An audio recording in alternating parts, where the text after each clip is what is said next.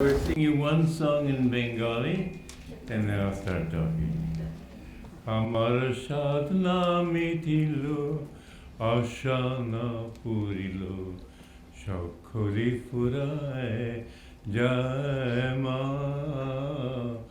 আমার সাধনা মিটিল, জনমের সুর রাখি গো মা তোরে, কোলে তুলে নিতে আয় মা। সকলে ফুরায় যায় মা, আমার সাধনা মিটিল। এ পৃথিবীর কেউ ভালো তো বাসে না, এ পৃথিবী ভালো বাসিতে জানে না। এ পৃথিবীর কেউ ভালো তো বাসে না, এই পৃথিবী ভালো বাসিতে জানে না।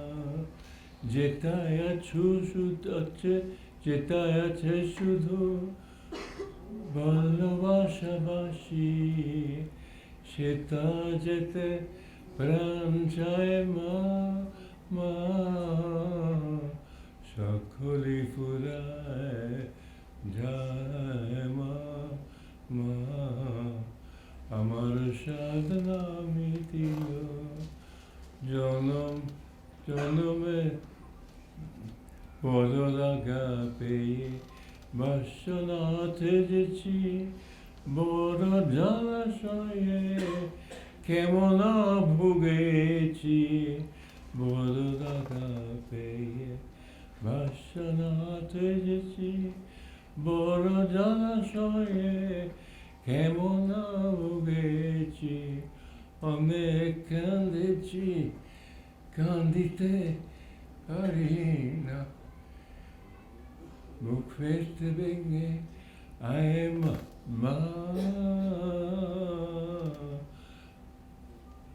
সকলে ফুরায় যায় মা, আমার সাধনা মিটিল।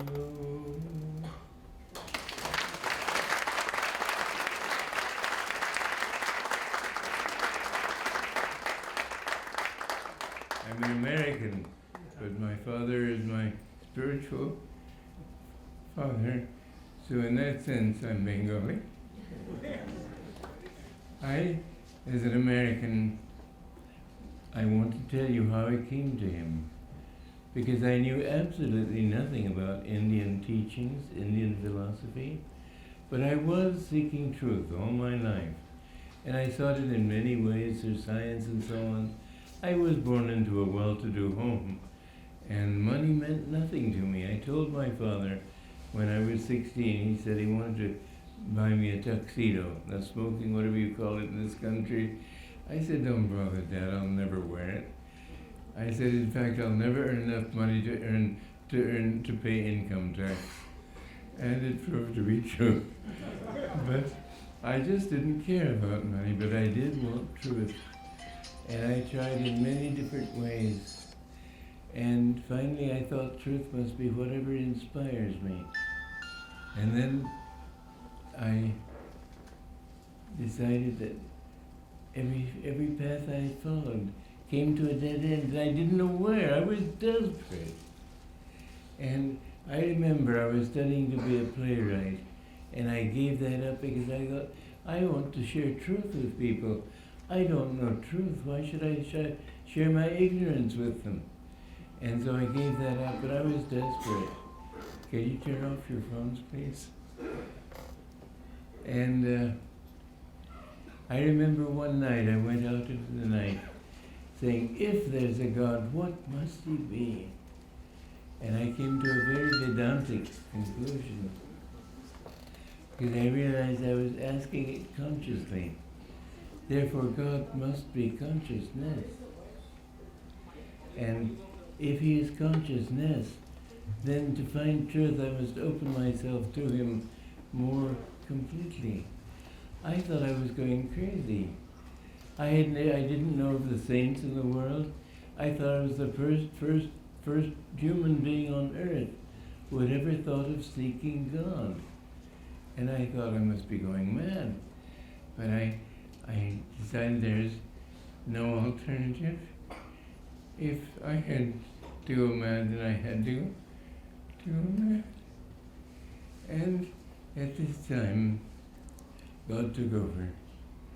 And he arranged for my father to be sent to Egypt to explore for oil there. He worked for Esau.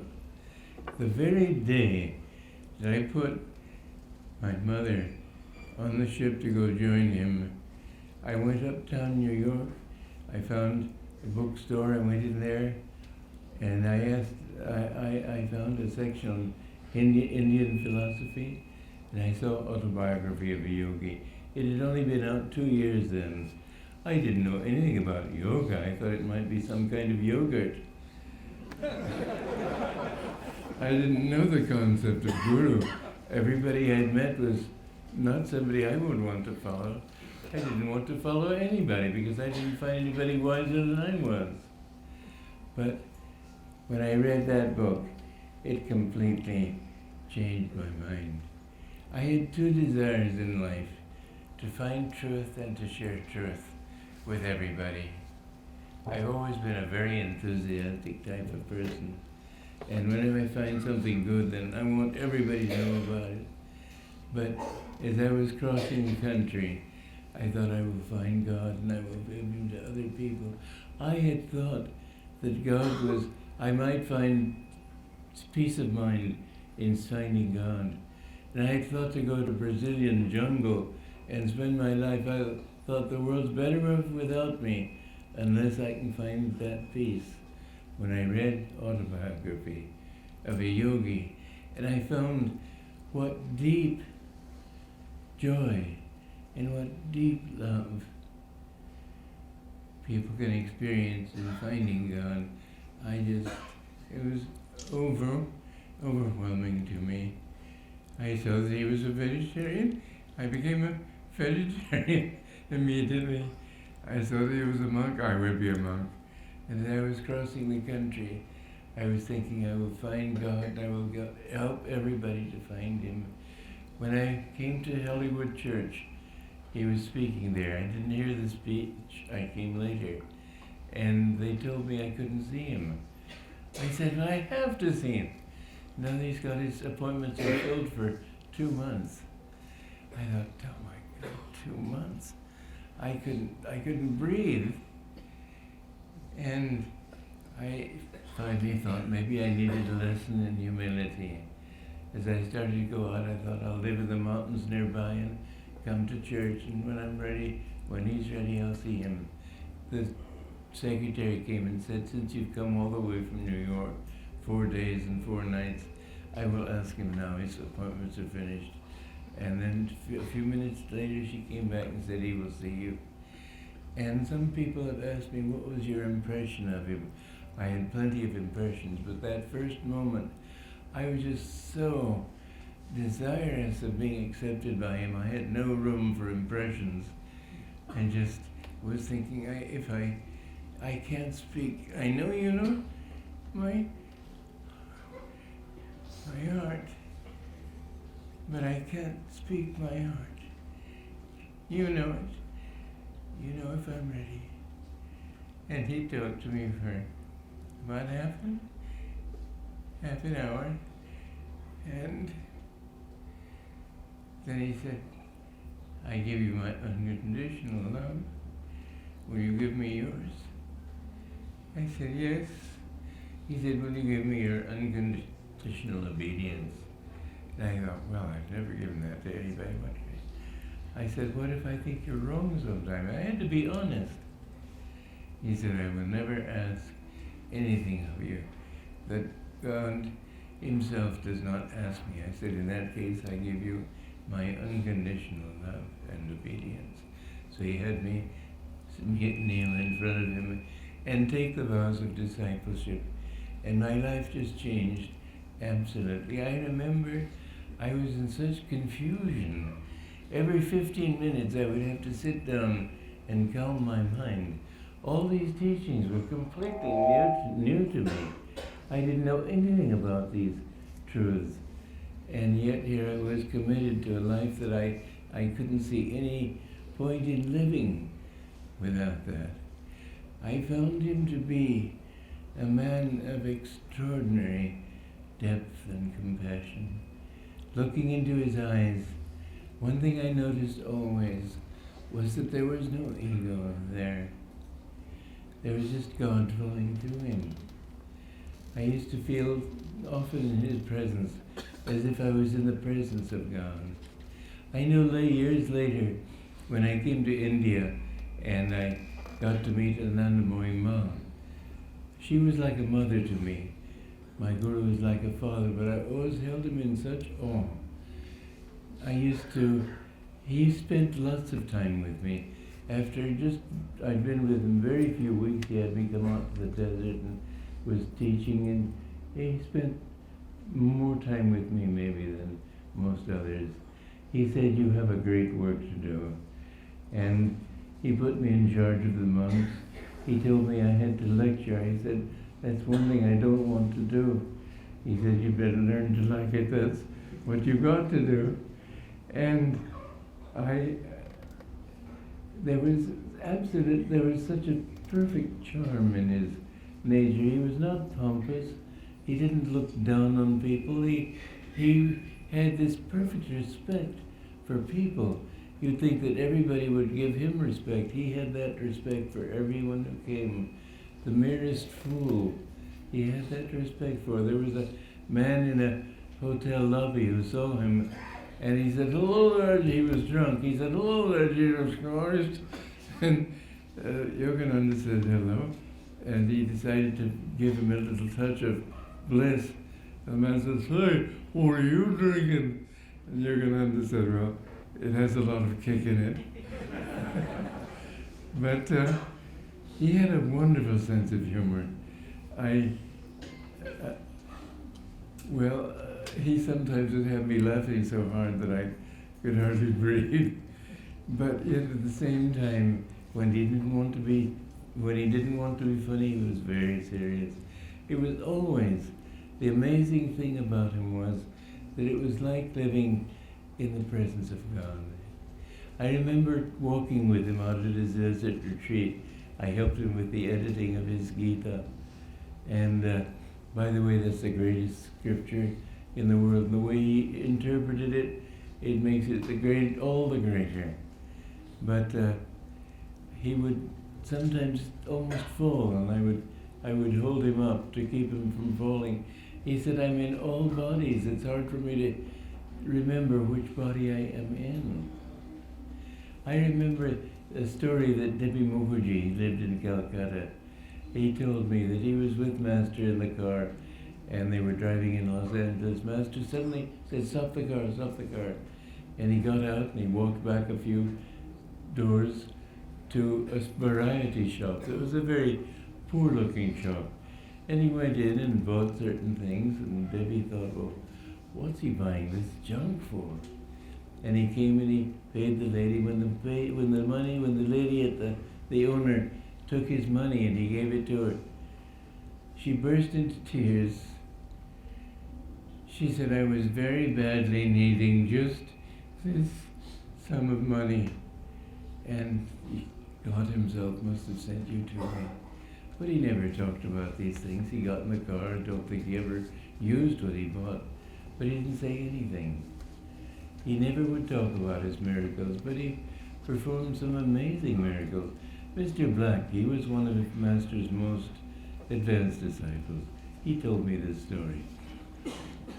That one time he was visiting our Guru in Encinitas, and Master sent the message that he wanted to go out for a ride with him. So Mr. Black looked out the window. It was pouring rain, just as the heaviest monsoon rain, very hard. And Mr. Black said, "Well, he must know what he's doing, so I'll go." And he imagined that they wouldn't even be able to see out the car window. It was raining so hard. And as he left his room, it was still raining. Just a few yards to the door, he walked out the door.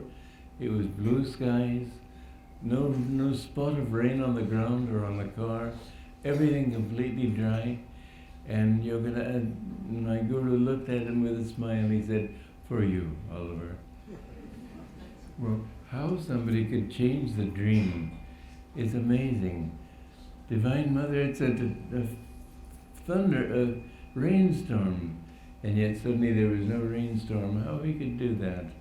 But there were lots of things. I remember I was one time asked to give the yoga pastor, Seeing Me Today, when I'm nearly 87. You don't think of me as a hatha yogi. I wasn't either, but I was pretty good at it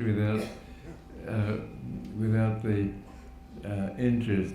And so they asked me in Beverly Hills to give a demonstration of yoga asanas. And when I finished the talk, a very materialist, atheistic Beverly Hills psychiatrist, that doesn't mean much to most of you, but Beverly Hills psychiatrists, almost bound to be atheists. Anyway, he tried to talk me out of my foolish beliefs.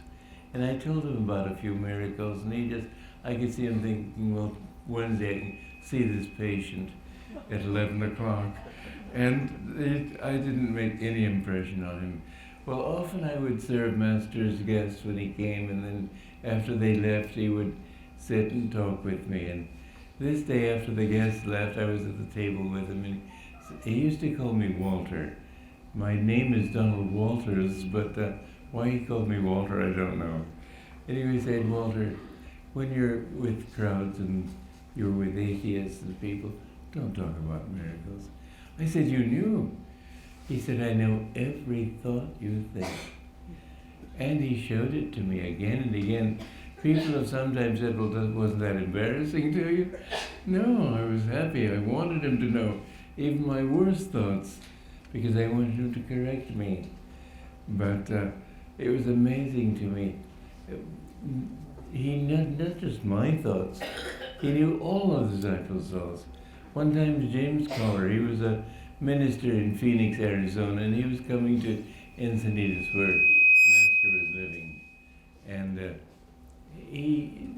we were all vegetarian, but he was extremely hungry. And the only restaurant that was open late at night was a restaurant that only served hamburgers. And he thought, oh, well, he won't know. And so he had 2 hamburgers.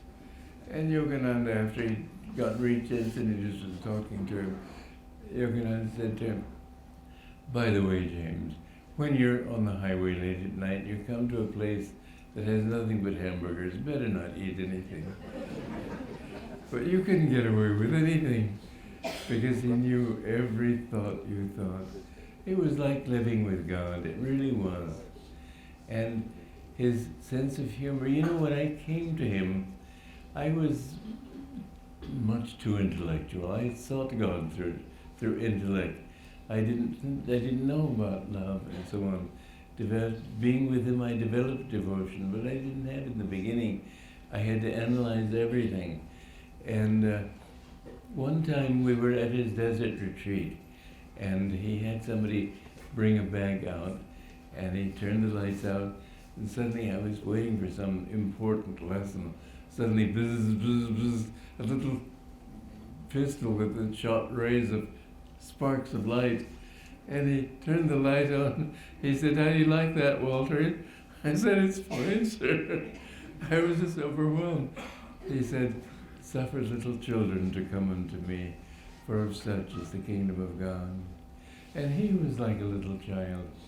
He had no pretensions, no pompousness, no anything. A great saint is not self-important. He was not self-important. But yet at the same time, he was so wise. And he could give you, I don't think, there was his particular mission. I don't think I know. Mind you, I want you to know one thing. I'm not talking of my guru as the greatest. Too many disciples talk of their gurus as the greatest. It's all God. God has his play through many saints. One time we were looking at the movie of Ganeshwar, and this disciple from Bengal said, "Oh, if you had seen Meera, then you would hate this one." Yogananda said, why talk of hate? It's all God, it's his show. And so my Guru had a particular mission, and it's a wonderful mission. I've dedicated my entire life to sharing that mission with people. But at the same time, I want people to know that I'm not sectarian. I don't think he was the only one. All great saints are alike in God. But he was an avatar. Do you know what it means to be an avatar? You've seen the movie, maybe, Avatar? That is not Avatar.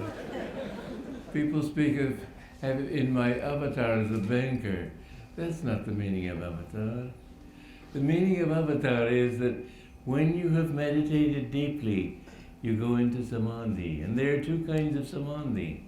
You can fall from the first one, Savikalpa Samadhi, because you have retained the ego. When you come back here, if it makes you feel self-important, you can fall. I think I fell in many, many lifetimes ago that way. And many do. That's the final test on the path to God. But if you go beyond that, you reach Nirvikalpa. And in Nirvikalpa Samadhi, you're completely free from ego. But you have to remember all your past incarnations, and that can take a long time. Of the saints in autobiography, there are very, very few that attained that state of moksha. And as you remember yourself, it was God as a pirate. You remember that God played all the roles that you have played. And when you've overcome all those memories, so that you're not overcome the ego of this life, but remember in all those lives, it was He dreaming you. Then you attain moksha. Moksha means completely free from everything. Most people, when they attain moksha, that's it for them. They've been at it for a long, long time, and they figure that there are very few souls, after attaining moksha, who have so much compassion for humanity that they will come back to this world to help other people. Such a one was my Guru. Such a one is Babaji.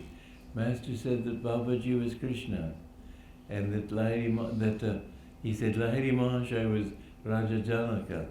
He said he himself was Arjuna. These are souls that have come back a long time. It's a fascinating story.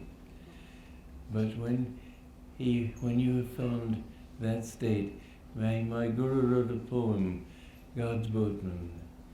And he said, I will come back if need be 1 trillion times, as long as one stray brother is weeping by the wayside. That kind of compassion, where you delay your complete merging in that Satchidananda, that absolute bliss, in order to help other people. That was the compassion he had. And in these ways, I have to say that I have met very few who have that kind of compassion. And yet, it was a compassion that could be stern sometimes.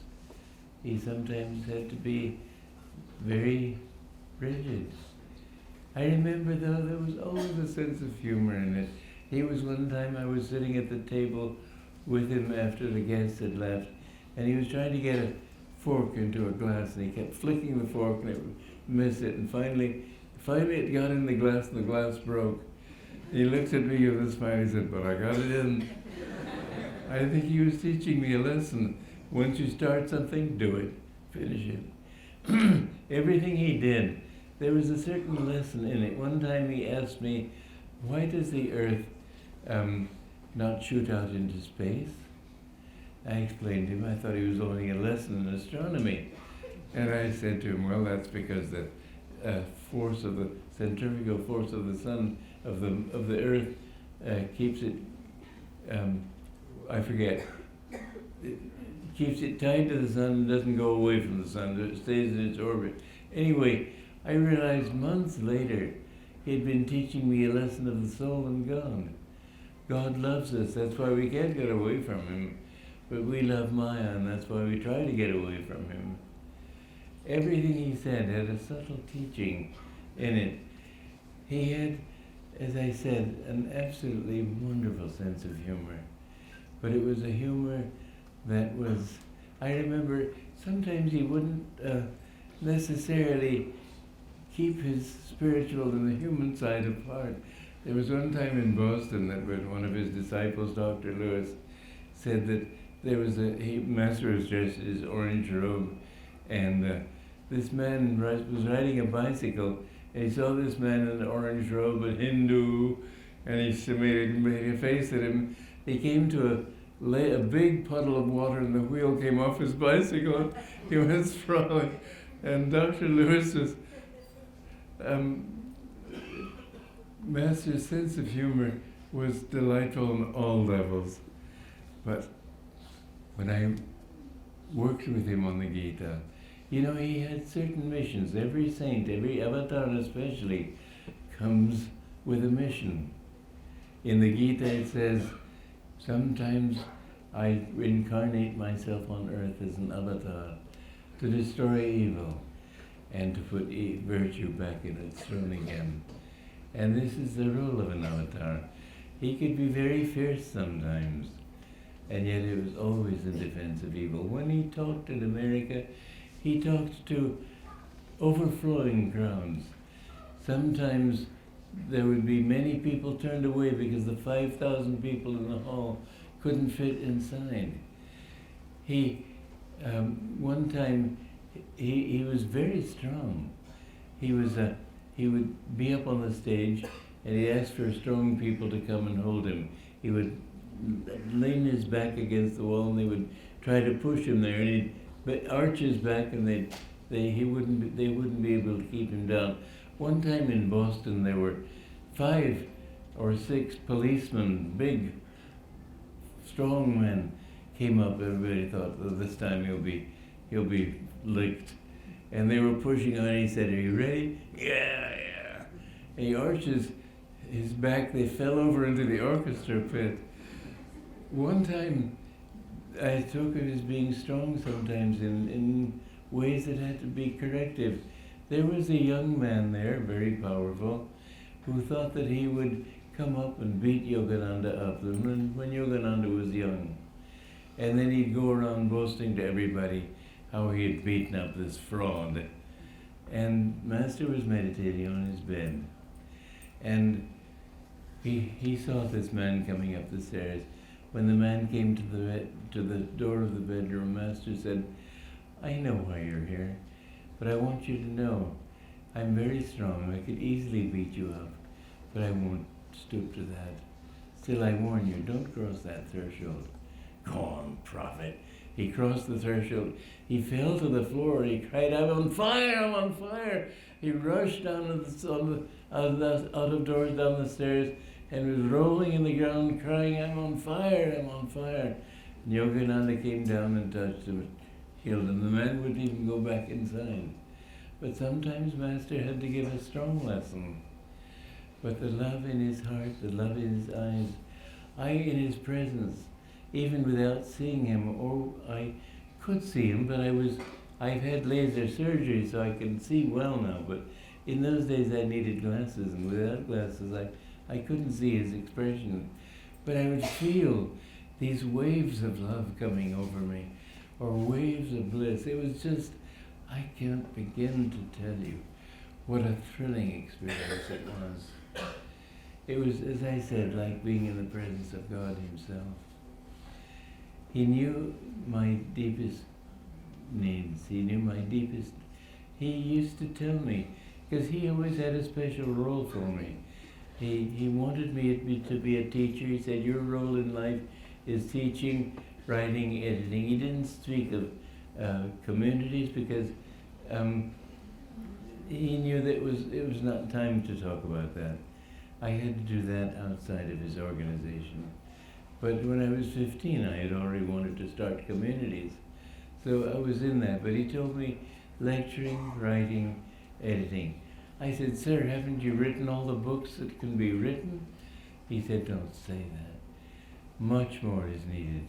And I've written now almost 150 books, but all to try to explain his teachings in different ways, for education for life, the arts, every phase of life. I've tried to see in what way his teachings could apply. He came to this world to show one thing more than anything else, that the Christian and the Hindu religion are the same religion. Christ taught Sanatana Dharma. Christ was not a Christian, or I should say he wasn't a churchianityist. He didn't believe in churches, but he came, this is what he told me.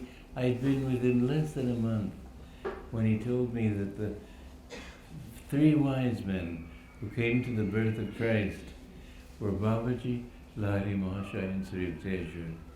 And I asked myself the question, then where did he fit in? Yogananda. And as I worked on his book, the Revelations of Christ, I saw that the personality of Yogananda and of Christ was very similar. I believe he was Christ. At any rate, when Christ grew up, he took a pilgrimage, went to India to learn again. Everything he taught, it was the teaching of Sanatana Dharma. Hinduism is not the religion of idols. In fact, idol worship is not Hinduism. Ideal worship, yes. Idol worship, no. But Sanatana Dharma says the basic teaching is this: we have all come from God. We are all His dream, and our goal is to merge back into that dreamer once again. He's made a very clever show of it. It's easy to be an atheist. It's easy to be all sorts of things, but gradually you learn. The first message he brought to America was that everybody in the world is seeking only one thing: happiness. Everybody in the world is also seeking to escape pain. This was his first book. He went to Japan when he was a young man. Those of you who've read autobiography know this. When he came back from Japan, he didn't like Japan. They were too sensual there. But on the way back, he got the idea for this book. And he had a disciple, Dhirananda, write it because his English wasn't very good then. And I rewrote it because Dhirananda was a pompous ass. Excuse me. He was just very learned, and that wasn't the master's spirit at all. But the simple message of that book is simply this: that you want to find happiness.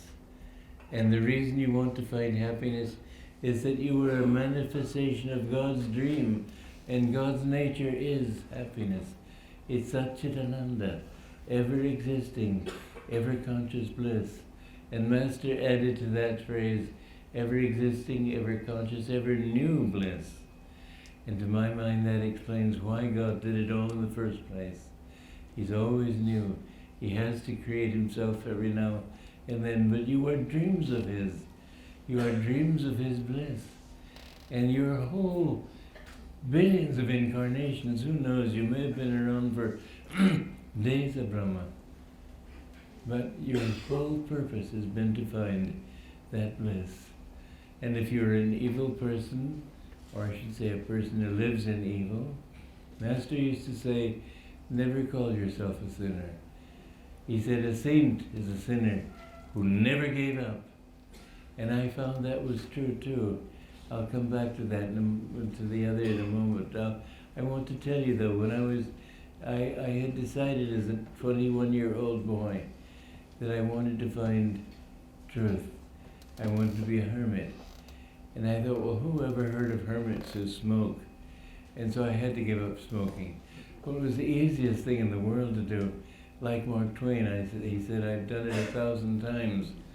So I give it up in the morning, and at lunch, and with my coffee, I wouldn't want my cigarette again. And yet I never said, and I want you to remember this truth, I never said I have failed. I always said, I have not yet succeeded. And after a year, I just gave it up, and it didn't mean anything to you. So don't worry about your sins. Don't worry about the mistakes you make. God doesn't look at those. He looks how much you love him. If in the midst of sin, you love him still, he will take you out of it. So, in this search for truth, for help for God, never call yourself a sinner. He always saw you in your potential as a child of God. Sooner or later, it may be in this incarnation, but it's not likely. It may be. It may be in 2 or 3 lifetimes. It may be in a billion lifetimes. Do you remember the beautiful story of Chaitanya?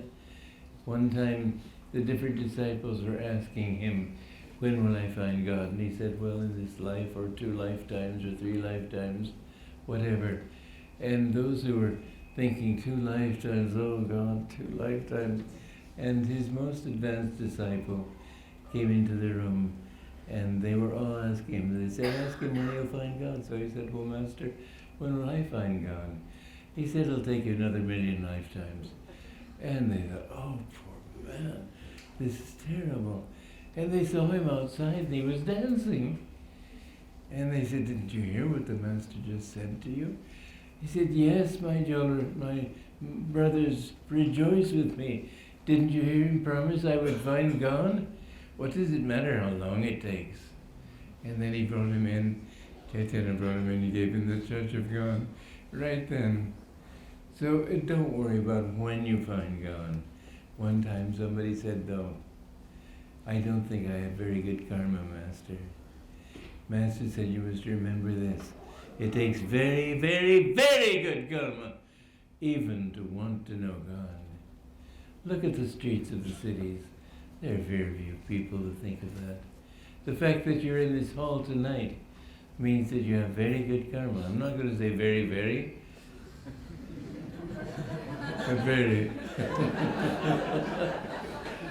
Because you want truth, you want God. When you want God deeply enough, He will send you books, He will send you teachers. When you want Him deeply, you don't have to look for a guru. He will come to you. He came to me when I didn't even know what the guru meant. I didn't know I needed a guru. I did know I needed help. But when you seek God deeply, He will send you the means by which you can find Him. When you love God, I didn't know love of God then. I knew truth of God. But love of God was more difficult. I spent many days singing Emun Din Ki Hobe Matara and other chants that Master translated into Bengali.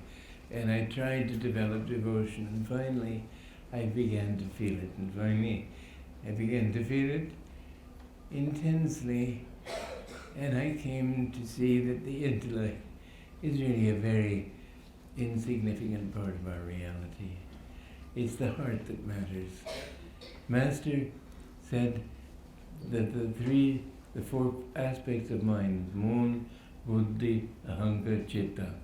He said these have their location in the body. Mind is here. Buddhi is here. Ahankara, ego, is here. Chitta is here, feeling. You notice that people, when they're proud, they look down their noses at the world because the energy is tense here. When you feel, that's why women especially, because they go more naturally by love, but when they feel an emotion, they clutch their hearts. And this is the natural place to feel. Do you know medical science has discovered that the heart has as much capacity to understand as the head? There are as many nerves in the heart as there are in the brain. And you can understand better when you feel it by heart. Always, at least, this was in my favor. If a thing didn't feel right, I rejected it. I had to feel that it was right. I didn't know about devotion, but I came to that. When you love God, it really, like that beautiful song of Ram Prasad, will that day come to me when saying, Mother, Mother, my eyes will flow with tears. Yogananda's life was primarily to help people to understand that aspect of God, that God is love. But love can be particular. If you're particular, then it's not true love. Love has to be without ego. The first thing you have to do on the spiritual path is to get rid of the sense that I am separate from you, that I am separate from God. Your ego is just a delusion. It's a delusion that makes you think you're Bengali or French or German or whatever it might be. It's only a delusion. You're that temporarily. You'll be so many other things, but you are none of them.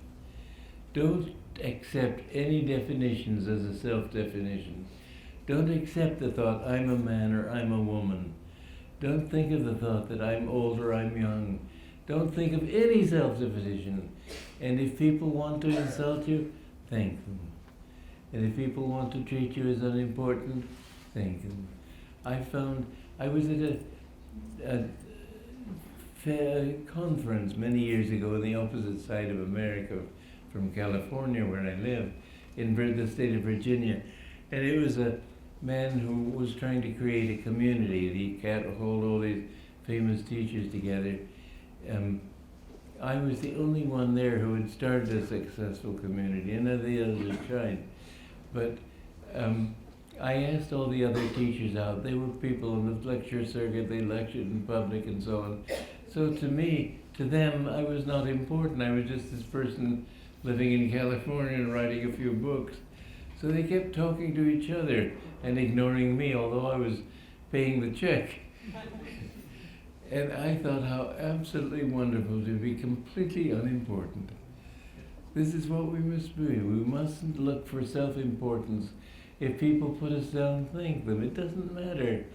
Try to be completely insignificant in yourself. And then gradually you will be able to get out of it. But there's something else than that, though. You have to do your best to overcome ego, but the delusion of ego is already planted in that effort to overcome it, so you'll never overcome it by yourself. In the Bible it says, as many as accepted him, to them gave he power to become the sons of God. My guru often, he didn't talk this way in public, but with us disciples, often he would speak about the importance of attunement. If you're in tune, everything will go right. Tune into my thoughts, tune into my consciousness. He talked very frankly about that. Because you see, the guru, the most important thing that the guru has to give you is his consciousness, his freedom. The more you tune into him, the more you begin to feel that he's your reality. You may think, and this is the natural way for the ego to think, well, I don't want somebody else's reality, I've got my own. You don't lose your reality by losing your ego.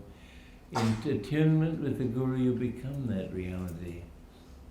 Really, the more I tuned in to my Guru's consciousness, the more I realized that that's what I was. That my nature is Satchidananda.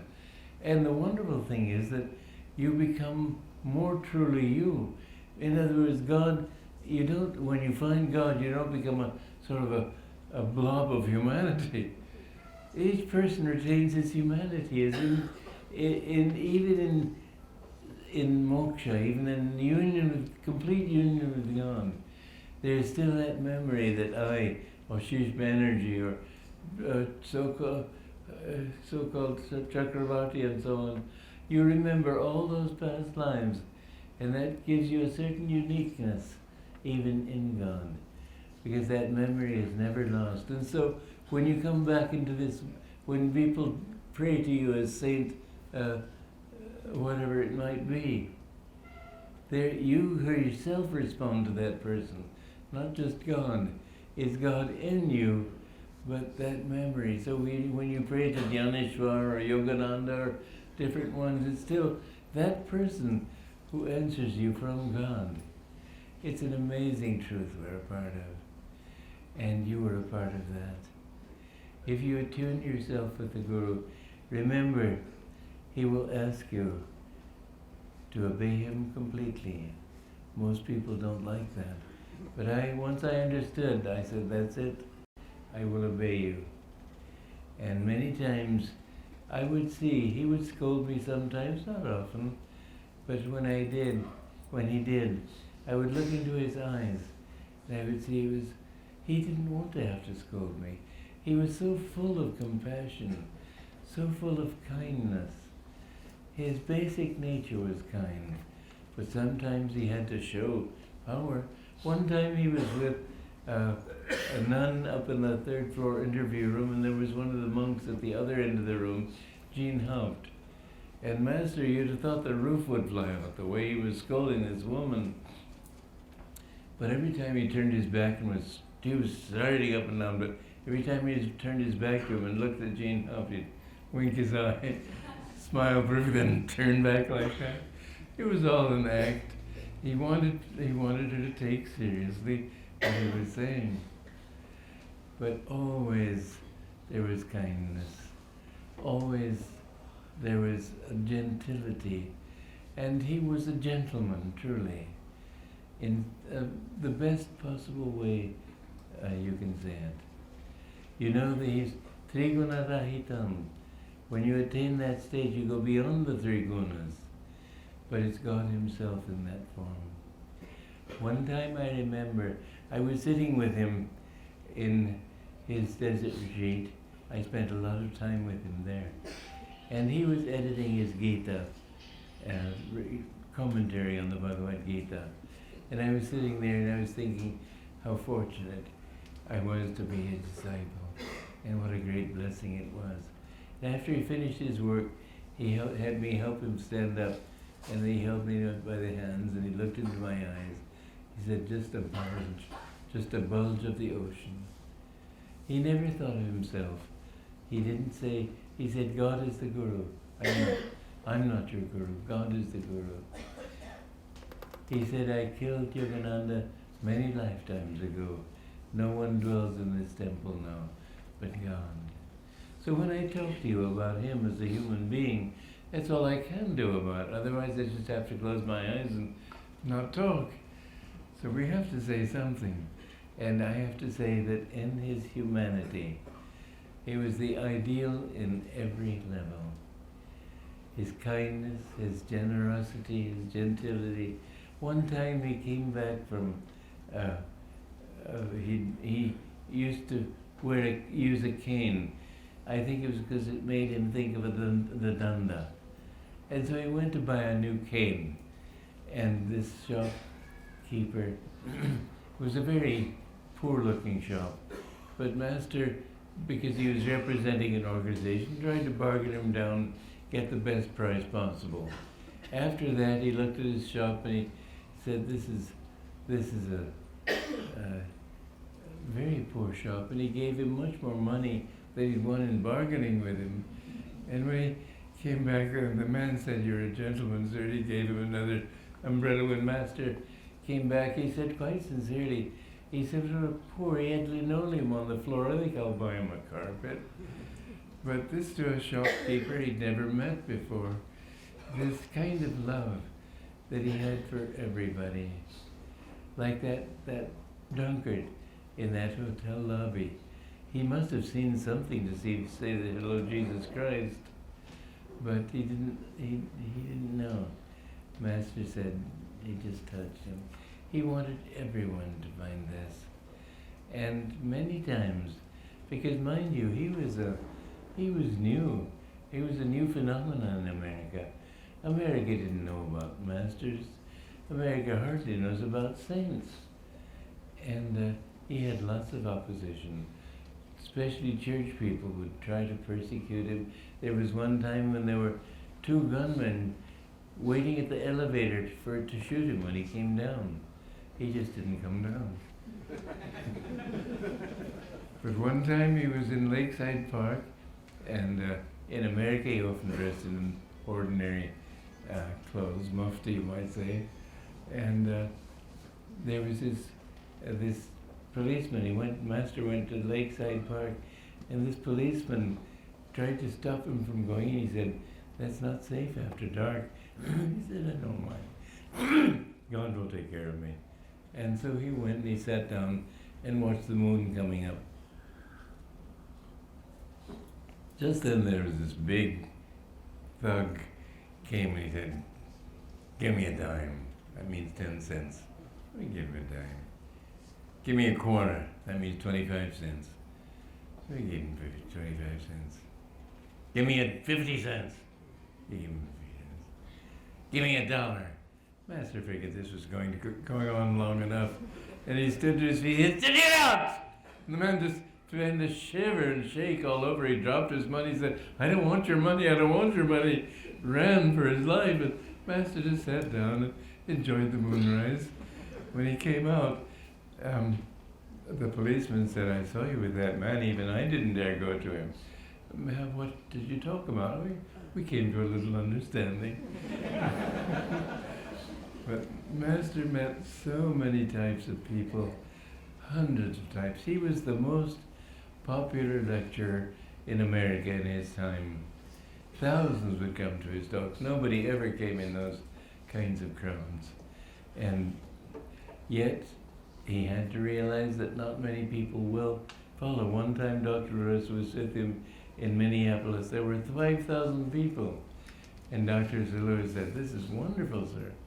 He said, "We'll be lucky if we get 5 people for the classes." That's exactly how many they got. He, however, was completely even-minded. Nothing ever touched him. I never saw him excited. I never saw him hurt or angry. I never saw anything but absolute even-mindedness. I have patterned my life after him. Whenever I think, how should I react to this, I think, how would he have reacted? And then I try accordingly. If there's anything which I can do with my life that I want to do, is to help you to know what a great master he was and how he can help you even now. He was one of the very rare souls that come into this world. I am blessed that I lived with him, and I hope you feel some of that blessing. God bless you.